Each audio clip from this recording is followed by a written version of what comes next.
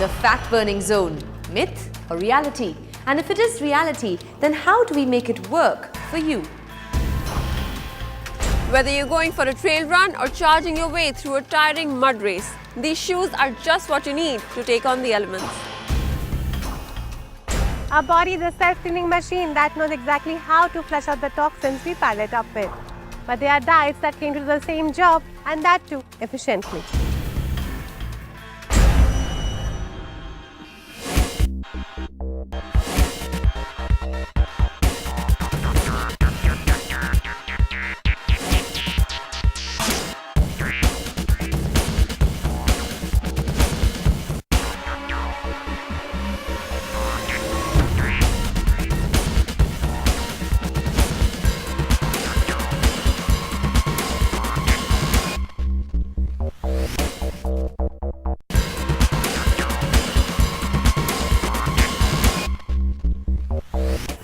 If you've ever used any piece of cardio equipment, then you've most probably seen this.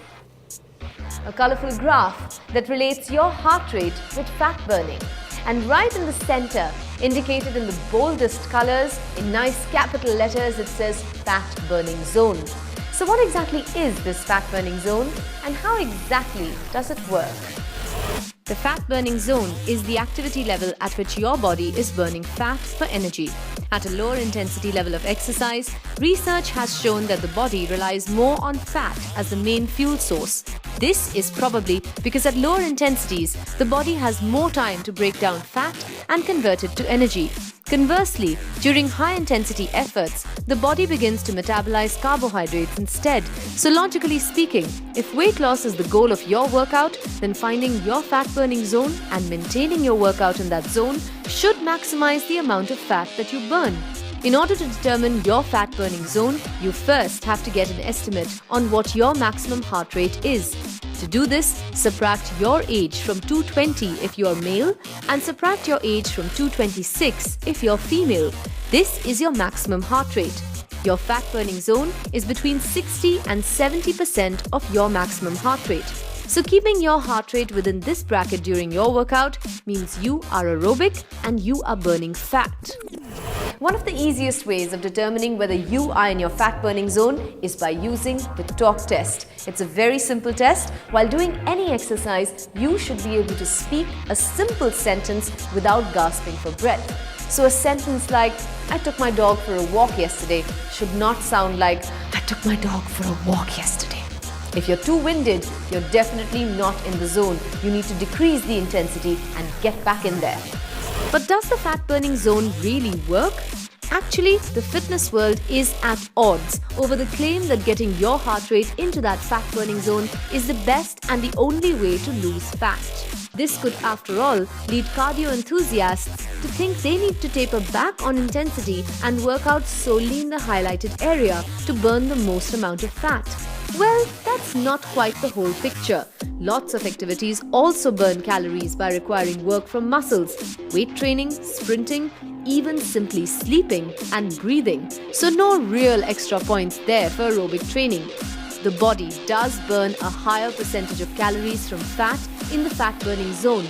However, at higher intensities, say 70 to 90% of your maximum heart rate, you burn a greater number of overall calories, which is what matters when it comes to losing weight. Backers of high-intensity interval training prefer to perform extremely intense intervals, ignoring the heart rate guidelines altogether. The fat-burning zone is often misinterpreted. Most people believe that doing steady-state cardio within your fat-burning zone is going to make your body a more efficient fat-burning machine. True or false? Well, this is true, but only to a certain extent.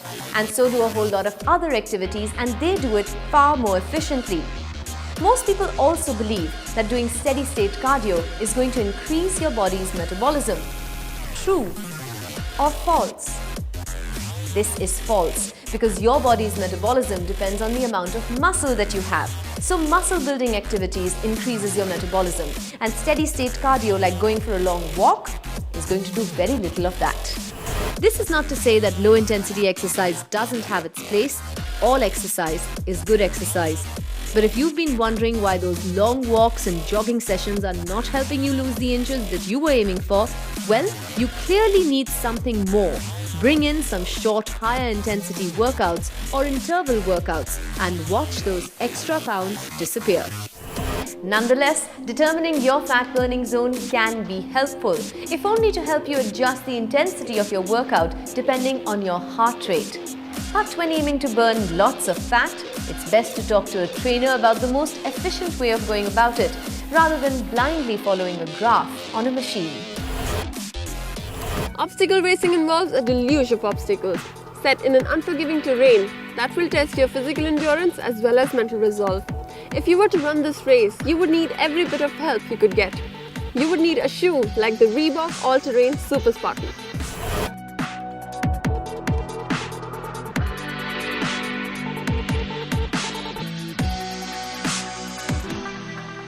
The Spartan race is one amongst many upcoming obstacle course racing championships that are attracting thousands of participants from across the globe.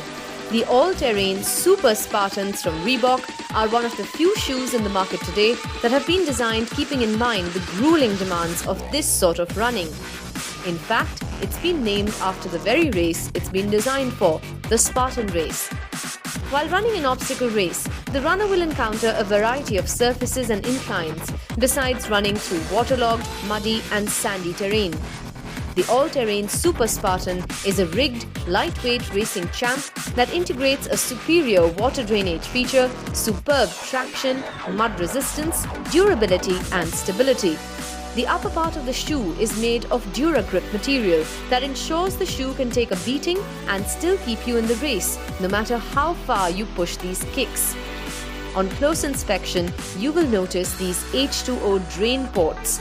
This feature ensures that your shoes drain out any water that may have seeped in, almost instantly after being fully submerged. Not just that, the material of the shoe has moisture-wicking properties. It reduces water absorption and also zero sloshing or pooling of water within the shoes. The tongue is also made of rubber for the same reason.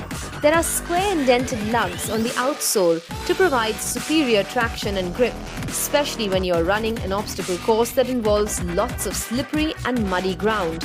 These cleats are well spaced to ensure that mud doesn't get stuck in between the teeth and the excess weight doesn't weigh you down. Another thoughtful integration here are these toe picks on the front of the shoe to offer better leverage while climbing slippery slopes. You also have small teeth on the instep of the shoe to help you get a better grip while climbing those mud-encrusted ropes and scaling walls. The all-terrain Super Spartan is specifically engineered for the sport of obstacle racing and has been designed in partnership with the Reebok Spartan Race. These shoes beat all other shoes in the water drainage department, which is considered one of the biggest hurdles for OCR shoes. Obstacle racing is a relatively new sport, but there are not many shoes that cater to the needs of those pursuing this activity right now. The all-terrain Super Spartan is one of the few shoes that can take on the rigors of this intense form of racing, and it's quite amazing at it too.